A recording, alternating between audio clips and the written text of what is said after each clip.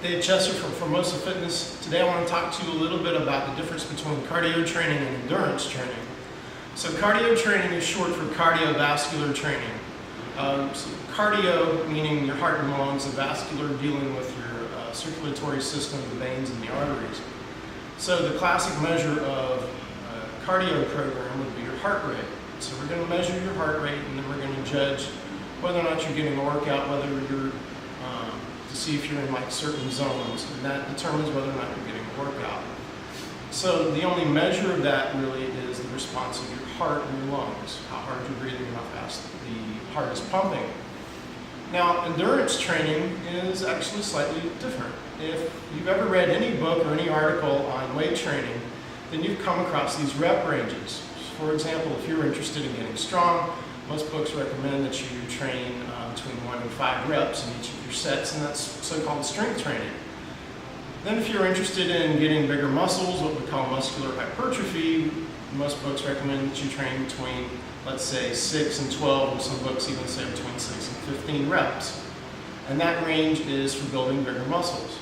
And then endurance training would be anything between 16 and whatever, 25 or 50 or something like that. So if you were working in a rep range that was higher, like let's say 20, 25 reps per set, then you would be in the endurance range. Well, that right away should tell you that there's a difference between so-called training for endurance versus so-called cardio.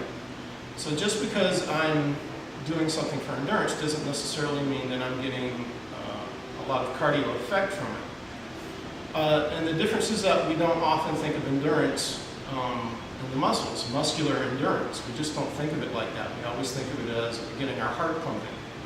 However, if you were to do a set of, let's say, tricep kickbacks, and we were going to do 25 reps, then we would be using a fairly low weight.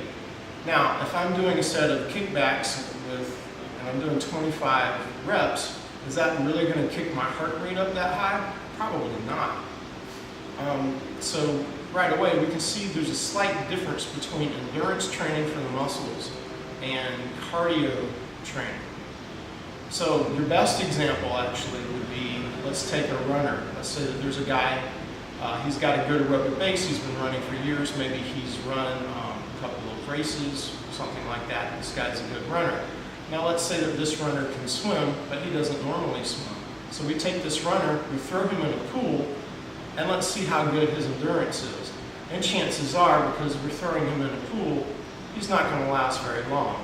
So the kind of workout that we might want to test him on would be like a 30-minute kind of workout where we got him doing freestyle and backstroke and crawl and breaststroke and stuff like that.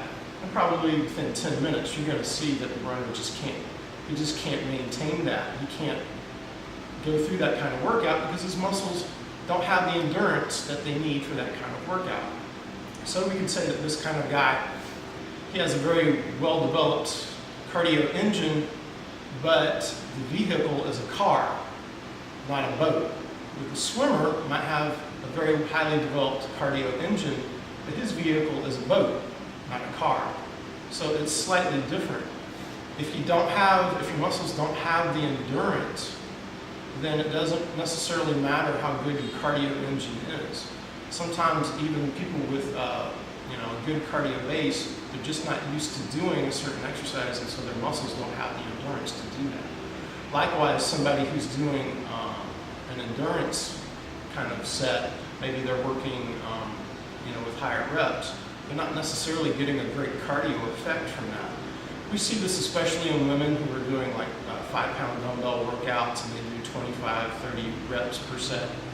And they might have been getting a cardio effect from that, the first 3, 4, 5 times they did it, and then the body adapts to that, and they're no longer getting much of a cardio workout out of that, even though they're working in the so-called endurance range. So I hope this kind of clears up some of the misconceptions between cardio and endurance. If you have any questions, comments, or concerns, let us know. Thanks. Bye-bye.